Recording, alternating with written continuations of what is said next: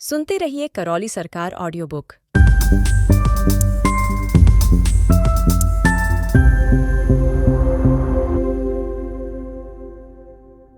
आप श्री गणेश जी की सूंड से संकल्प पूर्वक बल लगाकर जैसे ही अपने धनात्मक परिपथ खोलने में सफल हो जाते हैं, वैसे ही ब्रह्मांड में व्याप्त सकारात्मक ऊर्जा धारा आप में तीव्र गति से प्रवाहित होने लगती है।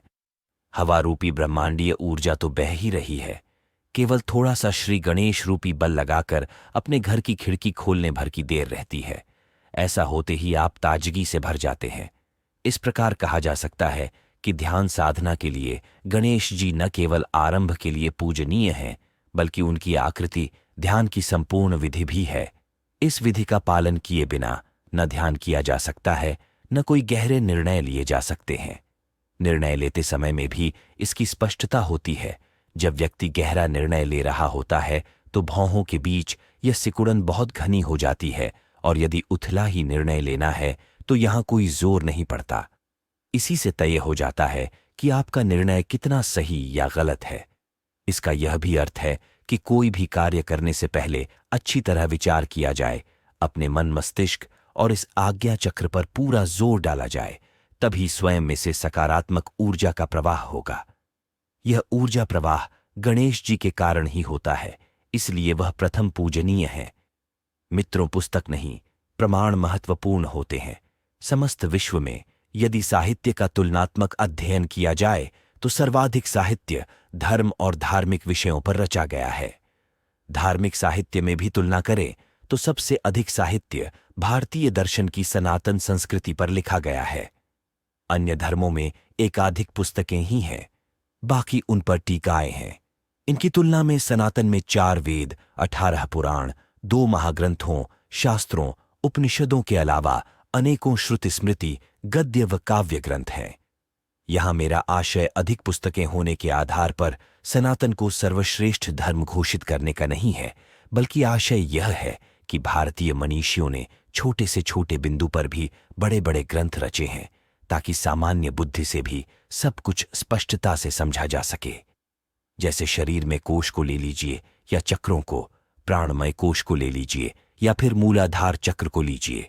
एक एक शीर्षक पर एक एक विषय पर अनेकों पुस्तकें उपलब्ध हैं।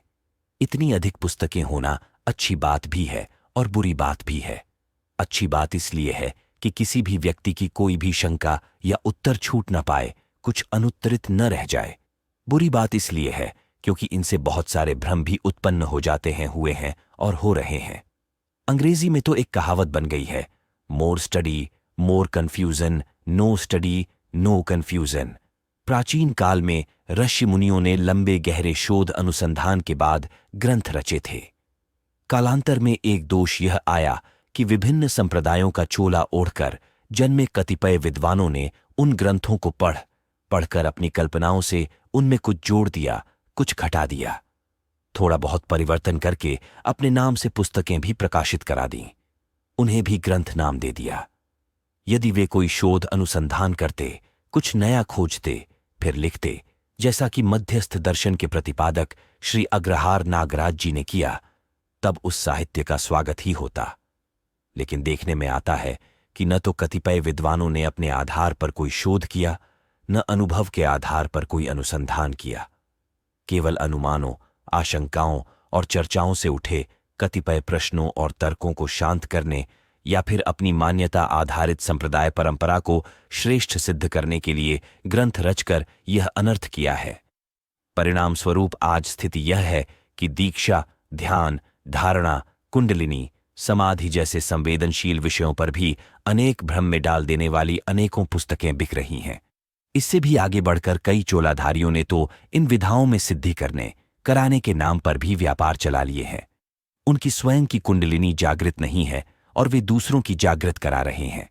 यह बिल्कुल वैसा ही है जैसा कि आजकल परीक्षाओं में विफल हुए व्यक्ति कोचिंग सेंटर खोलकर परीक्षाओं की तैयारी करा रहे हैं। जो अपने प्रयासों से उत्तीर्ण हो जाता है, उसका श्रेय ये कोचिंग सेंटर संचालक लेते ही हैं। अनुत्तीर्ण होने की जिम्मेदारी छात्र पर ही डाल देते हैं। प्राचीन विद्याओं और विधाओं के साथ इससे भी बुरा बर्ताव हो रहा है, जैसा कि बौद्ध काल में एक बार तंत्र विद्या के साथ हुआ था। बौद्धों की एक शाखा ने तंत्र में पंचमकार यानी मद्य, मांस, मत्स्य, मुद्रा, मैथुन को जोड़कर तंत्र जैसे पवित्र विज्ञान को भी इतना दूषित कर दिया था कि सामान्य जन आज तक तंत्र का नाम सुनते ही दूर भागता है, और तो और जिसका शिकार शिव का अंश कहे जाने वाले मत्स्येंद्रनाथ जैसे योगी भी हो गए थे। आमजन की तो बात ही छोड़ दीजिए।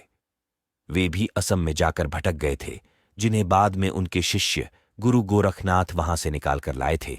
आज फिर वही हो रहा है। तंत्र के नाम पर भी दुकानें चल रही हैं, दीक्षा के नाम पर व्यापार हो रहे हैं, तो कोई कुंडलिनी जागृत कराने का बोर्ड लगाए बैठा है। जिज्ञासु तो भ्रमित हो ही रहे हैं। महान विद्याओं और विधाओं का भारी नुकसान हो रहा है। इसी पर गहन चिंतन के बाद यह पुस्तक रची गई है, ताकि आमजन के भ्रम दूर हों, भटकाव भी रुके और विद्याएं विधाएं भी संरक्षित रहें। तंत्र के गुरु ब्रह्मलीन संत श्री राधारमण मिश्र जी व आध्यात्मिक गुरु ब्रह्मलीन श्री अग्रहार नागराज जी से प्राप्त ज्ञान की रोशनी में मेरे द्वारा किए गए प्रयोग, उपयोग और अनुभव के बाद उन्हें सिद्ध पाया गया है। तत्पश्चात ही इन विषयों व विधियों का प्रकाशन किया गया है। इसी उद्देश्य के लिए मैं अपने अधिकार पर यह उद्घोषणा करता हूं कि पुस्तक में जिन विषयों व जिन विधियों के बारे में लिखा गया है, उन पर मेरे द्वारा ईश्वरीय चिकित्सा एवं अनुसंधान केंद्र करौली धाम के दरबार के सानिध्य में शोध व अनुसंधान किया गया है। तंत्र के गुरु ब्रह्मलीन संत श्री राधारमण मिश्र जी व आध्यात्मिक गुरु ब्रह्मलीन श्री अग्रहार नागराज जी से प्राप्त ज्ञान की रोशनी में मेरे द्वारा किए गए प्रयोग, उपयोग और अनुभव के बाद उन्हें सिद्ध पाया गया है।